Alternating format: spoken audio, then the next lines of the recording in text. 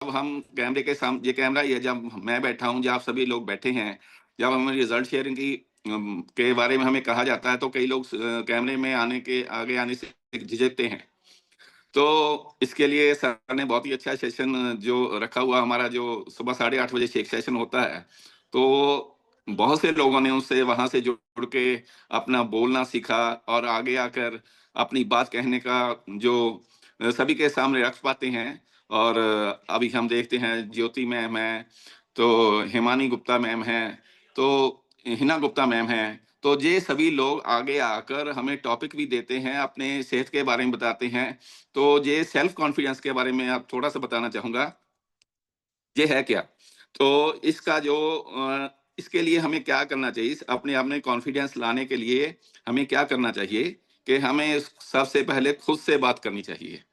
जब हम खुद से बात करने लगेंगे, तो अब खुद अंदर सोचेंगे, तो हमारा जो पॉज़िटिव बात करने का जो हमारे में पॉज़िटिविटी आएगी, हम सकारात्मक बात करेंगे।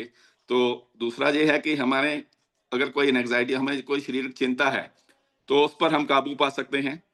तो इसके अलावा जो हमारे अंदर की कोई भावनाएँ होती हैं, उनको एक तरह से हम जब मैनेज कर पाते हैं, तो हमें हमारे में सेल्फ कॉन्फिडेंस आना शुरू हो जाता है। तो इसमें 2 तरह के सर्कल कह सकता हूँ, एक नेगेटिव सर्कल है, एक पॉजिटिव सर्कल है, लेकिन दोनों सर्कलों में बात ये है कि हम किस स्थिति में हैं, हमारी स्थिति कैसी है। अगर हमारे मन में ठीक अच्छे विचार नहीं आ रहे हैं, तो हमारी नेगेटिव जो स्थिति है, उसके बारे में अगर हम विचार करते हैं, हम नेगेटिव थॉट्स आते हैं और उसी तरह की हम फीलिंग्स हमारे अंदर जो आती हैं और उसी तरह की हम भावनाएँ प्रकट करते हैं। और इसके उल्ट अगर हमारी जो सिचुएशन अच्छी है, जहाँ हम अच्छे उससे हमारे अच्छे विचार आते हैं, हमारी पॉज़िटिव सोच है, हमारे अच्छी फीलिंग, हमारे अंदर भावनाएँ भी अच्छी आती हैं और उसी तरह हम व्यवहार करते हैं। इसके अलावा मैं आपको बताना चाहूँगा कि इसके जो जब हम बात करते हैं, जब हमने कोई प्रेज़ेंटेशन देनी होती है, तो उसके लिए मुख्य सिद्धांत कौन-सा है कि हमें जब भी कभी जैसे मैं अभी आपको टॉपिक देने लगा हूँ, जहाँ हमारे मेंटर सांगा सर टॉपिक देते हैं, रणवीर सर टॉपिक देते हैं, देविंदर मैम टॉपिक देते हैं। जब टॉपिक देते हैं, कोई भी किसी भी के विषय के बारे में बात करते हैं, तो उसके लिए हमें एक समझदारी के साथ योजना बनानी चाहिए, प्लानिंग करनी चाहिए। ऐसा नहीं है कि हम उठ के आ गए और हमें बोलना है क कह दिया, तो हम सकपका जाएँगे, अच्छी तरह से बोल नहीं पाएँगे। तो हमारा सेल्फ कॉन्फिडेंस जो है, वो लूज़ कर जाएगा। और अपने जैसे मैंने पहले बताया कि हमें स्वयं से सकारात्मक पॉजिटिव सोच के साथ बात करनी चाहिए और इसके लिए हमारा जो रोल है, जो हमारी भूमिका है, उसके लिए हमें रिहर्सल करने की ज़रूरत होती है। जैसे हम अपने एक शीशे के सामने बैठ के बात करते हैं, तो ये भी एक रिहर्सल का तरीका है। हम खुद से बात हमें पता लगता है कि हमारा क्या एक्सप्रेशन है, हम कैसे बात कर रहे हैं और हमारे जो तनाव पर हम कंट्रोल कर पाते हैं। और इसके लिए प्रेज़ेंटेशन के प्लानिंग के लिए, तो मैं छोटा से बताना चाहूँगा कि हमें ये सोचना चाहिए कि हम कहने क्या जा रहे हैं। सबसे पहली बात ये है कि हम जो भी कहने जा रहे हैं, वो कह देना चाहिए। तो पहले हमें कि जो भी हमें कहना है, वो हमें कह देना चाहिए और सभी लोगों को ये बताना चाहिए कि हमने क्या कहा है। फिर उसको ये जो रिहर्सल करनी, जैसे कि मैंने पहला बताया है कि इसको ऊँचे से रिहर्सल कीजिए, घर में बैठकर अकेले से कीजिए 2 मिनट तक, फिर उसकी प्रैक्टिस कीजिए धीरे से।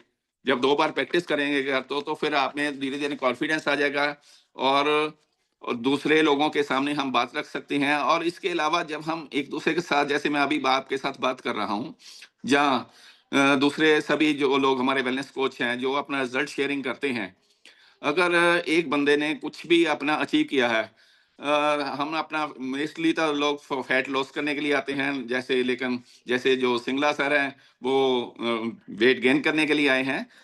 लेकिन जो हम एक दूसरे को अपना रिजल्ट शेयरिंग करते हुए देखते हैं, तो हमारे में एक सेल्फ कॉन्फिडेंस आता है।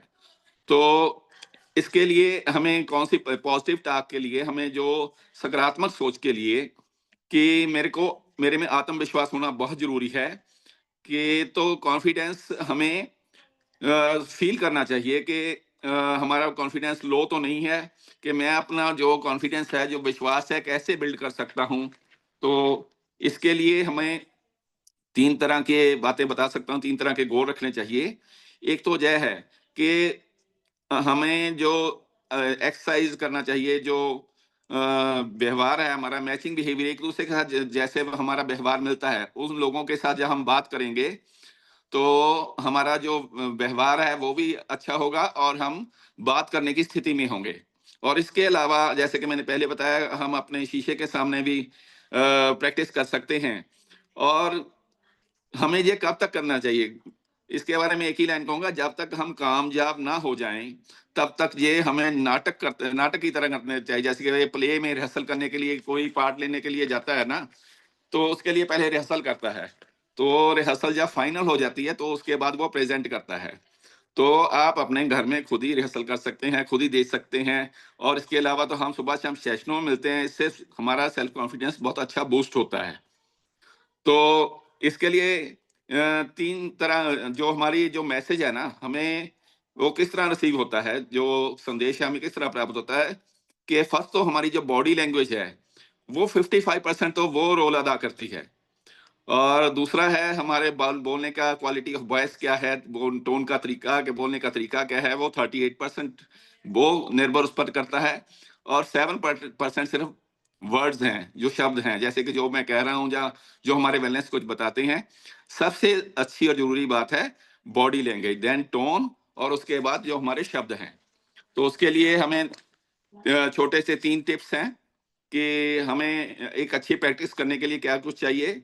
एक पेस चाहिए, एक गति चाहिए, बोलने की तीव्रता और उसमें कितनी शक्ति है, जहाँ हमें कहाँ रुकना है और कहाँ आवाज़ का उतार या चढ़ाव कम करना है, थोड़ा या बहुत। ये हमें कैसे पता चलता है? जब हम पॉज़िटिव जो लोग हैं, उन लोगों को सुनते हैं।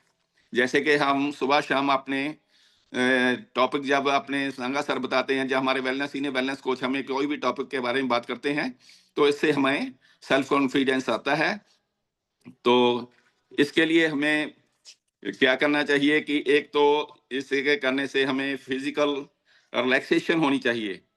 मतलब ऐसा नहीं है कि मैं अगर आपके सामने बात करूँ तो हाँफ के नहीं बात करना, हाँ, मतलब तेज़ी से बात कर दूँ, हाँ जी, तो आपको भी ना पता चले, मेरे को भी ना पता चले। अगर आपको कहीं लगे, आप छोटा-सा विराम ले सकते हैं, रुक सकते हैं। और इस तरह से आप एक अच्छा सेल्फ कॉन्फिडेंस बूस्ट करके आप अपने विचार सभी के सामने रख सकते हैं। इसके लिए हमें क्या ज़रूरी है, हमारे जो करंट रिलेशनशिप जैसे हैं, हम इस सेशंस में बैठते हैं, तो ये हमारे करंट रिलेशनशिप हैं। एक हमारी फैमिली में है, एक सोसाइटी में है। और जब हम आपस में जहाँ सेशंस में जुड़ते हैं, तो ये हमारे करंट रिलेशनशिप हैं, जो पास्ट रिलेशनशिप हैं। तो वो भी इस पर भी निर्भर करता है वो कैसे हैं, लेकिन करंट ज़्यादा हैं। तो जब हमारे रिलेशनशिप अच्छे होंगे, पॉज़िटिव होंगे, और तो हमारे प्रस्तुत प्रस्तुत करने की, जहाँ प्रेज़ेंट करने की गतिशीलता होगी, वो बहुत ज़्यादा होगी, बहुत अच्छी होगी। और छोटी सी बात और बता देता हूँ कि हमें हमेशा बेस्ट करने की कोशिश करनी, चाह होनी चाहिए इसे अंदर से को। जैसे एक आदमी पूर्ण होता है, परफेक्ट तो कोई भी नहीं हो पाता, लेकिन जैसे सर कहते हैं ना, हम एक स्टूडेंट की तरह इन सेशंस में आते हैं और हमेशा सीखना चाहिए। तो इसके साथ ही हम ऐतिहासिक संदर्भ में, जहाँ हम फैमिली में बात करते हैं वैसे, तो हम सफल हो पाते हैं। तो अपने आगे कोई इम्पॉसिबल टारगेट नहीं रखने चाहिए। जैसे कि अगर मैं चाहूँ, अगर मेरा जो मैं मतलब अपने आइडियल वेट पर आना चाहता हूँ, तो मेरा वेट सपोज़ करो मेरे को 30 केजी बैड फैट लॉस करना है। तो ऐसा नहीं है कि मैं कहूँ कि मैं जी 1 महीने में 30 केजी बैड फैट लॉस कर लूँगा। तो छोटे-छोटे गोल्स हमें उनको निर्धारित करना चाहिए और अपनी अचीवमेंट्स को पहचानना चाहिए। और अपने जो सफलता के मानकों का के साथ प्रयोग करना चाहिए। और पीछे मुड़कर देखने की कल्पना करें कि हमने पीछे क्या किया है। अगर अपना खुद का एनालिसिस करेंगे, तो अगर मैं कहूँ कि अगर मैं पिछले हफ्ते में पूरे 7 दिन अपना सेशन को नहीं अटेंड कर पाया, तो इसका मतलब ये है, मैंने अगर 4 दिन अटेंड किया है, तो 3 दिन नहीं किया, तो उसका मेरे शरीर का पर क्या प्रभाव पड़ा है।